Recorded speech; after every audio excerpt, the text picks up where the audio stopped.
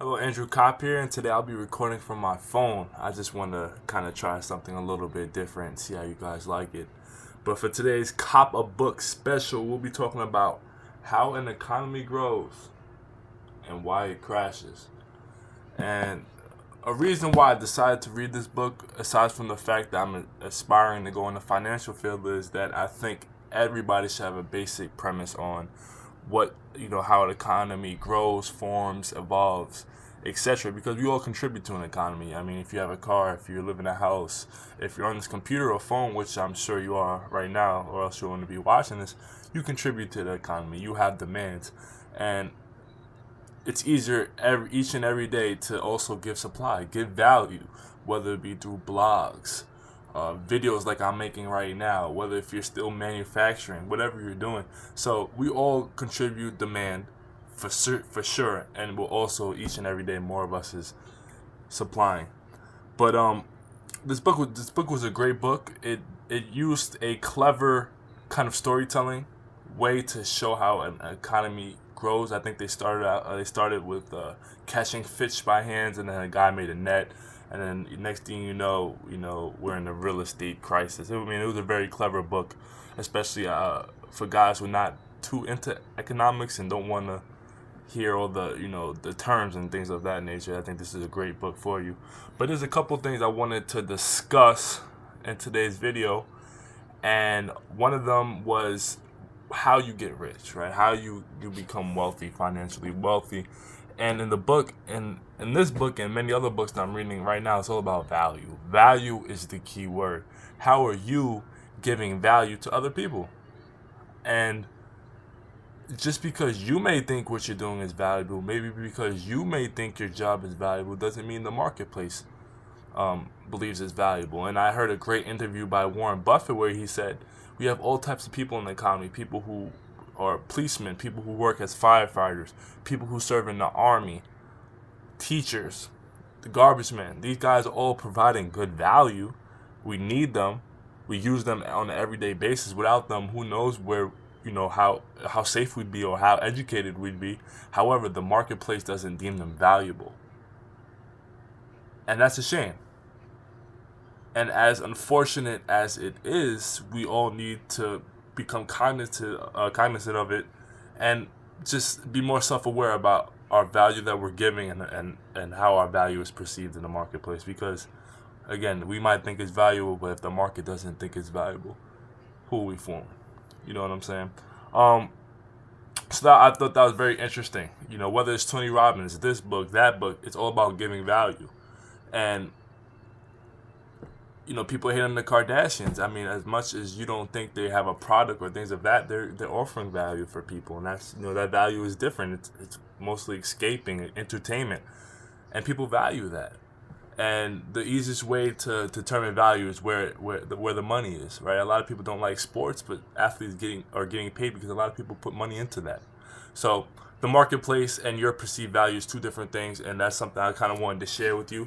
Also, another thing I found very, very, very, very, very important is the interest rates, right? I'll read a quote right here. It says, "Low interest rates tend to make the economy appear better on the surface, push down the cost of servicing mortgages and other loans, and help financial firms make money. Presidents seeking re-election will always bang the drum of lower interest rates. However, yeah, a lower interest rate might give you the opportunity to take out a mortgage and things of that nature, but who are really losing when the interest rates are low? That's the savers, people who responsibly work a 9 to 5, take money out their paycheck, and put it away, right? Those people are losing because inflation grows at about 3% every year. However, you'll be lucky to get 1% back on your money. So what does that mean? At the end of each year, you're losing 2%, if not more, on your money.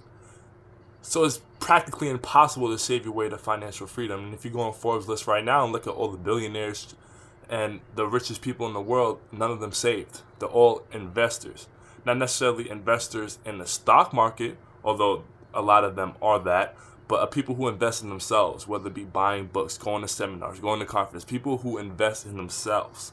Not just the stock market, but people who invest in themselves, double down on their brain, and get better at what they do.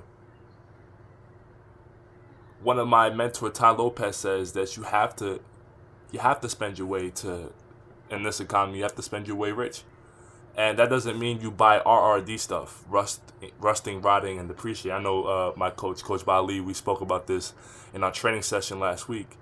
You don't want to buy things that rust, rot, and depreciate, whether it be Jordans, cars, and things of that nature. You want to buy things that actually give value, and the easiest way to put it is education. You buy a book for $25, and it could change it could give you a promotion. It could change the way your outlook on life, and that might give you more money in the long term, right? This book right here, I don't know how much it cost me, probably about $17, but I'm sure the value and the knowledge I got out of it in the long run will make me more than $17. If I go to a conference right now and I learn how to sell, and it can increase my sales by 7%, and at the end of the year, right, I might make, let's say you're a salesperson, you might make $7,000 extra for a conference or a seminar that you went to that only cost you $200. See, a lot of people confuse price with value. And it's just because you're paying money for something, that's not the way you're supposed to look at it. You're supposed to look, okay, what's the return I could get on this? And then that's how you determine the value. A lot of people confuse value and price.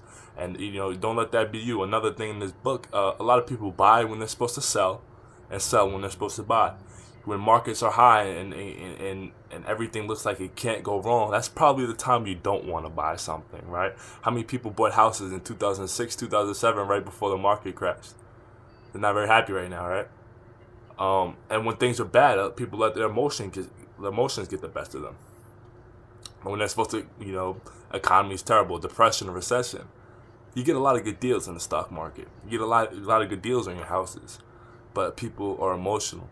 So a lot of people buy when they're supposed to sell when they're supposed to buy. I thought that was interesting, but so don't let the media fool you and things of that nature. Make sure you're doubling down on your brain. You're going out reading books, educating yourself, because everybody.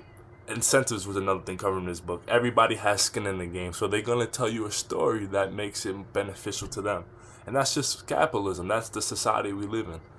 People respond to incentives, so of course people are gonna send you a certain message to get a certain outcome for themselves. So make sure you're doubling down on your brain and you know what's best for yourself. I like a great expression Ty Lopez, my mentor, always says is, if you don't know who the sucker in the room is, you're the sucker. Right? And there's a lot of things I've learned now throughout reading books that I've always been accustomed to and that have always happened, but now that I've read books, I'm more aware and I'm no longer the sucker. So I thought that quote might help you guys. One last thing I kind of wanted to talk about was, it's not the aim of an economy to provide jobs. The goal is to simply maximize productivity. And that's great. That's something that is the reason why we are where we are today in America. Whether it be the car, right?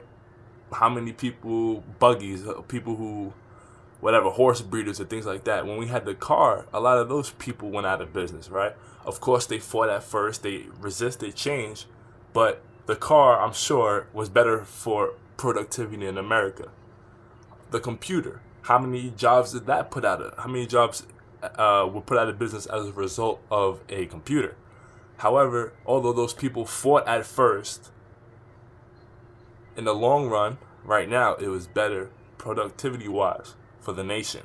A lot of people get so upset about basic things such as customer service or easy jobs that are offshored overseas, but they're not realizing that why waste our time and our labor making things that could be produced just as efficient overseas for less, right? Once we offshore these easy jobs that forces American citizens in our country to do things that are more valuable as perceived in the market, right?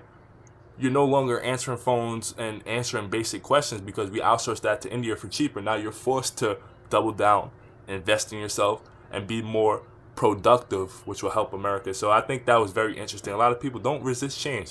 Right? I remember I listened to rap music when LimeWire first came out. What all the rappers do? They're trying to sue people for downloading illegal music, and they're resisting the change of the internet, right? But who are the people that won? The rappers that said forget it, right? I'll make these mixtapes, I'll give them free music, and then I'll just go on tour and concert, and I'll make money that way. Right?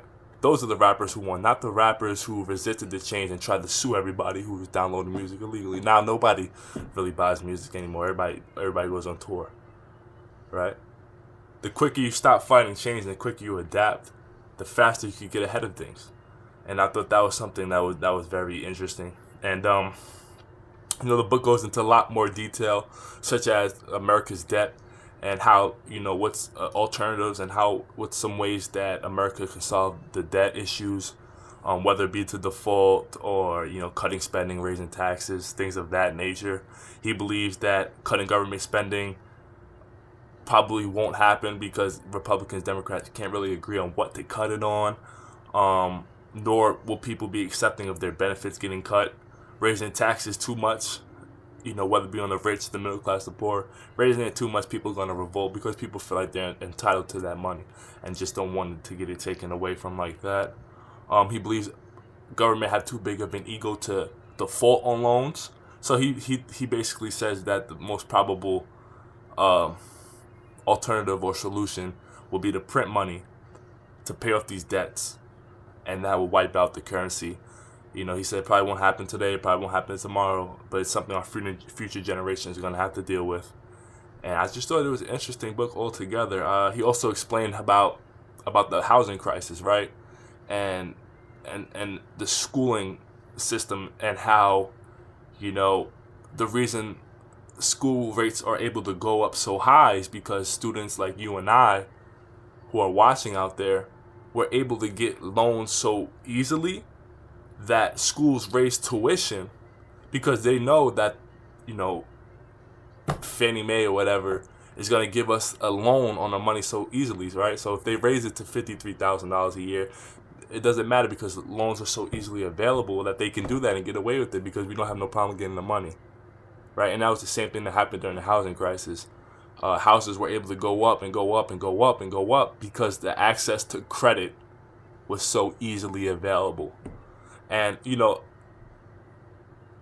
when it comes to what's happening around you, I suggest I really don't watch the news. Because, again, a lot of people have stake in the game. A lot of people want me to believe certain things that might benefit them. So what I do is I like to read books from both sides. I like to read, books from investors who won a lot, who don't have a problem with what happened in 2008. As crazy as that may seem, I like to read books from people who lost in 2008. One quote I find very, very interesting is, "Don't have a belief in anything unless you're able to argue the other side just as well." Right? So, with that being said, that was the book How an Economy Grows and Why It Crashes by Peter Schiff. Go out, get that book. For you guys who are really not into economic terms like that, it'll kind of break it down in an easy, fun way for you to learn. And question of the day. Let's go back to the rapping thing, right? What's one change, one resistance that you're finding in your life? Why are you fighting it? And what are some things you could do to get ahead of the curve and take advantage of the resistance in your life? I love to hear from you guys. I like the phone thing. It's easier. I could just upload it to YouTube straight away. Cut the middleman out. Sorry, Shannon. Right? Shannon's he's gonna get his job outsourced. You're gonna have to increase his skills and get a new job. I don't need the editor no more now. But answer the question today below or on the side, and I'd love to hear from you soon. I'll speak to you later.